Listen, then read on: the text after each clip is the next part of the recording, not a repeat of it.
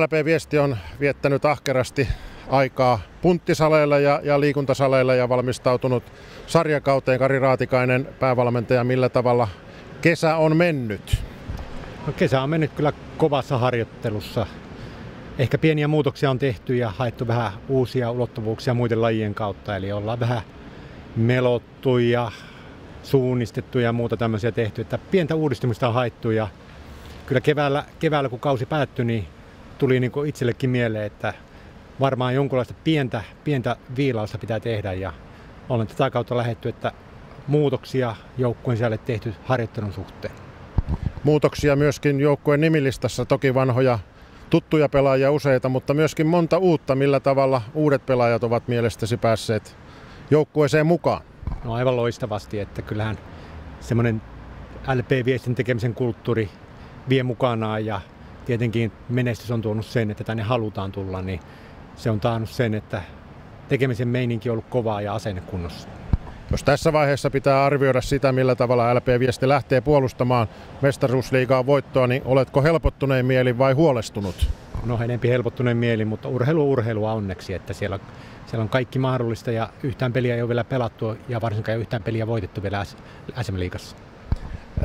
Harjoituskauteen ei ole mahtunut kuin 2 harjoitusottelua Kohilaa vastaan vieraissa. Nyt perjantaina tulee 3. ja sitten viikonloppuna OP Lounaismaa turnaus. Millä mielellä nämä pelit nyt tulevat eteen?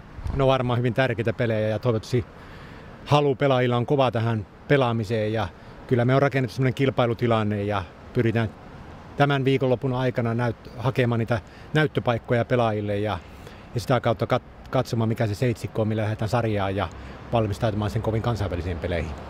Eli onko toivomus, että sunnuntai-iltana kun turnaus päättyy, niin sinulla ja kakkosvalmentaja Tomi Lemminkäisellä olisi jonkunlainen seitsikko niin kuin paperilla mielessä ainakin? No tämä on yksi tavoite, että näin pyritään tekemään.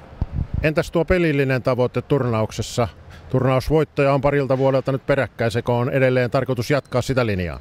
No joo, kyllä tietenkin toi voittaminen varmaan on niin kuin tärkeä asia ja iso asia valmentajalle, mutta toisaalta kyllä se pelin taso on myös siinä, että kovia haasteita haetaan ja sitä kautta peli myös lähtee nousemaan, että toivottavasti saadaan pelata kovia pelejä niin kuin minä näin uskon.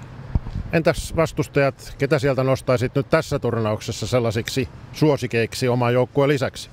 Tietenkin hyvin vaikea sanoa, että siellä on muuttunut tilanne siinä mielessä, että on valmentajat vaihtuneet aika paljon ja pelaajistakin jonkun verran, niin vaikea vetää johtopäätöksiä, yhtään peliä nähnyt, mutta uskoisin, että kovat panostukset on tehneet muun muassa HPK ja Orpo, että sieltä kautta varmaan joukkueet ovat kovia haastajia, mutta uskon myös yllätyksiin turnauksessa.